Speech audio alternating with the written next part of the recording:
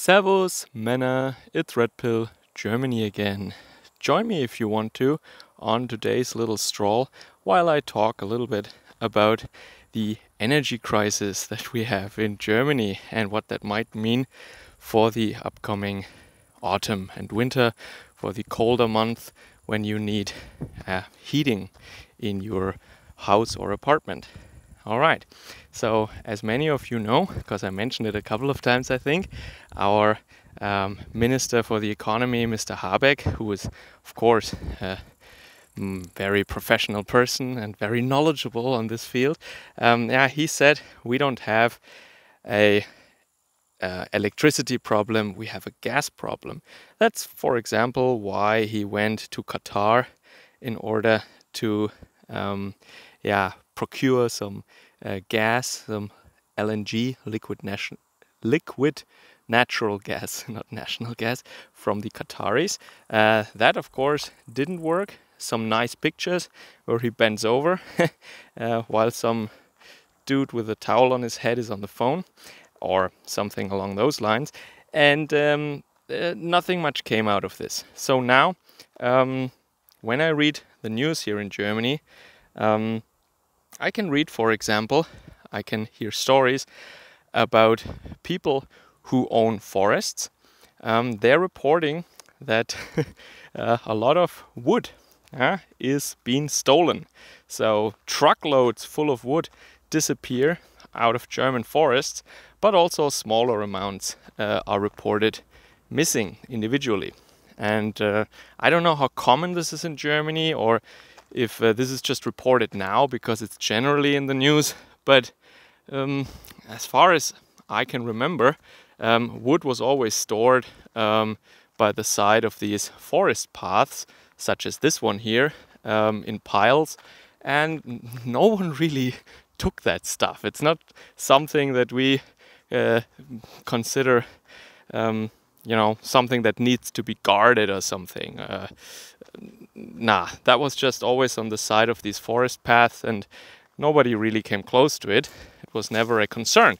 But now Germans start, or people, let's say, they start stealing wood from their rightful owners. That is, of course, because they panic. They don't know how or at what cost they can heat their houses in the winter. And some of them have, wood furnaces, a Kachelofen, we say, wood ovens, and then they can use that very well. Another thing is that people are buying electric heaters like crazy now.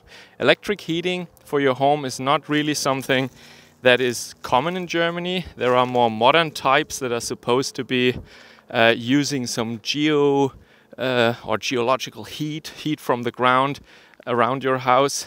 Either you have to drill very deep, or you have to use a rather large area with some pipe network. But what I'm talking about now is not these things. I'm talking about just regular, good old electric heaters. And as I said before, that could lead to an electricity crisis or scarcity in winter, and even to a blackout. I've also heard that landlords are handing out or distributing now these electric heaters because, as you know, the cost of natural gas has gone up, and you cannot just in a couple of weeks exchange your heating system in your house. And of course, people are supposed, of course, they're expected to having to pay these really high prices in winter now. And the landlords are just afraid that they will be left holding the bill in the end when their tenants are unable to pay. And this is why they are basically handing out these electric heaters, because then it's someone else's problem. That is how the landlords right now are trying to protect themselves. All right, so here you can already see that the situation is such that people are, here you see, for example, this is one of those piles of nice lumber that I was talking about earlier. Here you can see it. Don't worry, I don't have a truck with me here. I'm not gonna steal that. I'm just going for a walk, really. Anyway, where was I? Yeah, so people are worried about the winter. It's, of course, summer. It's the beginning of August. You don't really feel that yet. Everything is nice and warm, maybe a little bit too warm for somebody's tastes. But people are already preparing, and they don't really know what will come.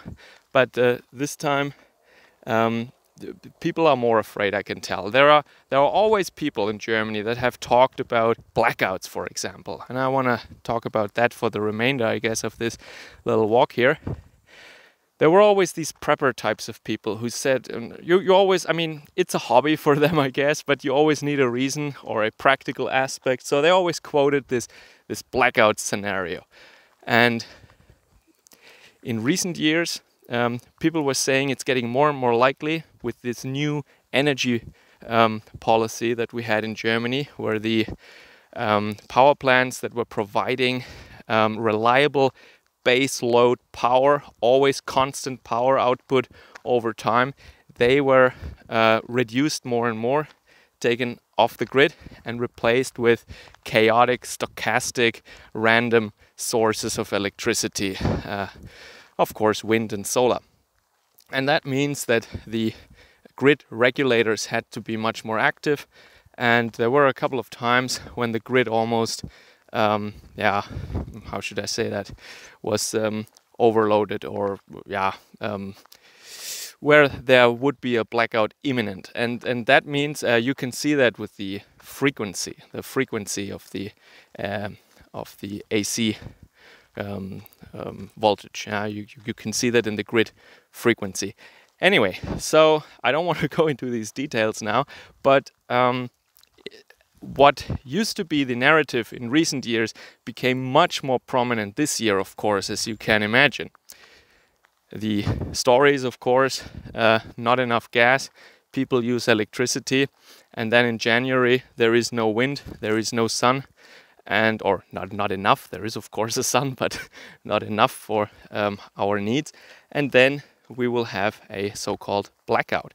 And that could mean that we are without electricity on a large scale for many weeks, because you cannot just reboot the grid in Germany.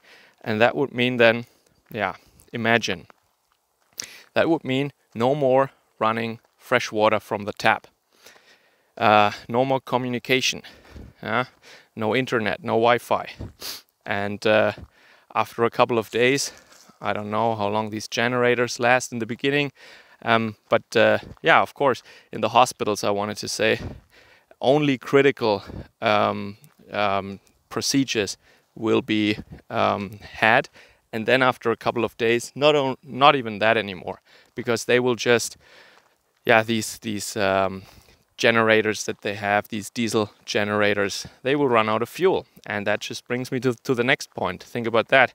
Without electricity, it will be really hard to pump gas. And you will not have fuel anymore after a certain while. And all your vehicles will come to a standstill. They will be parked and left on the side of the road, maybe. Only like official state, military, police, what have you, these kinds of vehicles, or rescue, ambulance cars, they have priority then. So you will not be able to get anywhere with your car then. So I don't think Germany is prepared for such a thing. I hope it will not happen. I don't know how likely it is, but it is definitely more likely than in previous years.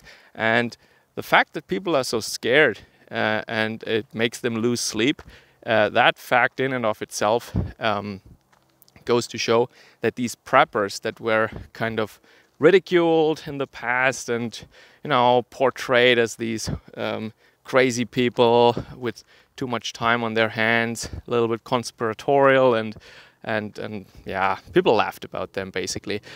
I think not many people are laughing anymore. They wish they had thought about that earlier. Well, there is still time to get the basics covered until autumn and winter, but Yeah, I think especially in the big cities, and that's maybe the most important point, especially in the big cities, if such a scenario should um, come true or will happen in Germany, the big cities will maybe even become death traps. It will be very uncomfortable there, and especially people living in cities are generally ill prepared. They don't have the storage space, they don't have the mindset, I guess, even to prepare for such an event. And if you're in a city, get out of there as fast as you can. Servus, Kameraden.